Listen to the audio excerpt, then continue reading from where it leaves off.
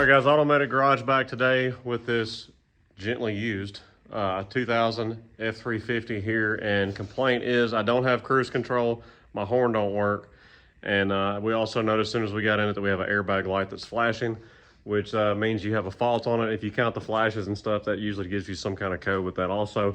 But with all of that, it goes hand in hand together with that clock spring in there. We've already verified fuses and checked all that. So we're gonna show you how to replace your clock spring, and this is gonna apply pretty much is all the same, 99 through 07, and then 8 through 10 is still similar, not the same, but similar. So we're gonna walk y'all through this and replace this clock spring. So we verified the complaint. We have key on here. We have no horn. We did drive the truck and attempt to use cruise. You can see that the airbag light is going to flash here. 3, it's gonna go off. Wait just a second, it's gonna come back 2, 3, or 2, sorry. 2, 3, and then 1, 2. So first thing we got to do is get out there and disconnect our batteries, give it a good 30 minutes, wait, and then what I actually do is take the ground and the positive and touch them together on both sides. It just verifies that you have emptied any capacitors that are in here for running any of your airbags, because you don't want this thing to go off while you're messing with it. All right, battery's been disconnected for probably an hour now. I've been working on something else. You can take your positive cable and just touch your grounds together to know your capacitors don't have anything left in them to discharge anything. So now you come inside, you pop these two little covers off right here with just a flathead screwdriver, and you have an 8mm in both sides there that you just back out. Once you have your 8mm out, you can take your airbag and pop it off. So once you have your airbag pop loose, you have two connections, one there and one there. Just slide your tabs up and get them out. All right, so you got a T50 in the center of your steering wheel here. Back that out. And then you got your clock spring plugs that are right here in the steering wheel. Disconnect the black one. This yellow one will slide through right here. So now you just take your steering wheel and you just give it some wiggles and pulls.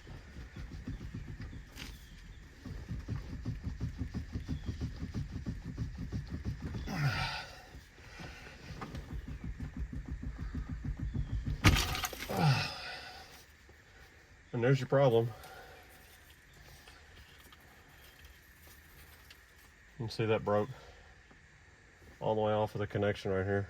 So that's why nothing on the steering wheel worked. Cruise, horn, none of that stuff. All right, so we're down to our clock spring assembly here. You gotta take your shroud off your steering wheel, so take your tilt column out. You gotta take your ignition key out, which turn it to the forward position, and get you a little punch or a screwdriver like this. And there's a little sweet spot. That comes out. Now you got 3 Phillips that hold this shroud on. And then we're going to pull this shroud off, and then we'll pick up there with getting this whole assembly out. All right, we got all our screws out. That just snaps together. It comes off. And it's easier if you have the tilt all the way down for this part. And now, that's why his dinger don't ding, because that wasn't even in there. I didn't pull that out. That's supposed to got a retaining clip right here. And there's another one. Let me just pop this off.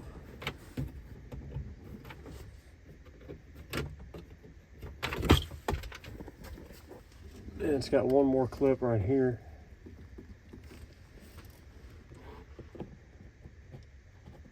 It's just got the little locking teeth on it. Let go. I need both hands. So there's the retainer right there that I just popped it out of. Then your plug is right here. So we're just gonna unplug this, and then we'll be down. We got 2 plugs. Then we'll be down to our pulling the clock spring out. So we popped our 2 little Christmas trees off that hold both of our plugs. If you have cruise control, you'll have 2 plugs. If you don't have cruise control, you only have 1.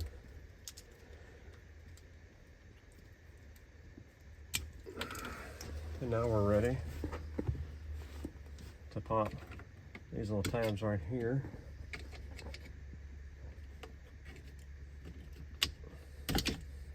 And that's it, which it would normally have this whole assembly in there with it if it doesn't just pop out like this when you take it apart. But that's how you get that out. Now we're waiting on the new one to come in and we'll put it together. All right, new clock spring. We're gonna slide it on, run our wires back down through both loops, plug them back in. It's got the Christmas trees on it, so we can stick them back up in their factory location. And then we'll be ready to start putting the shroud back on and put our steering wheel on. All right, we're on clock spring number 2 because the first one they sent was wrong. Only problem was the plug was different. And I think they changed in like 02, so they sent me the older style for like a 2000. Anyways, that's plugged in. We just gotta plug our wires back in with our Christmas trees down there. This just snaps on here. You have a yellow release tab that I put somewhere, all right here. So once you get it all slid on and locked in, pull your release tab out of there. So now we're gonna put our shroud back on, steering wheel back on. We'll get our wires all tucked up here and we'll be good to try it out. All right, moment of truth. Horn works. Let's go try the cruise out. All right, cruise control works great on the truck. Everything's fixed. So that's how you replace your clock spring on your truck. It's that easy. So if you're missing all your steering wheel controls, first place to look would be your fuses. Next place would be to look at that clock spring there. Anyways, it's Automatic Garage signing out. Check us out at Facebook, Instagram, and Rumble. Check us out at automaticgarage.com. If this channel has helped you out or you want to support making more content like this, check us out at Patreon. I'll put the link right here. It's Automatic Garage signing out. We'll holler at y'all later.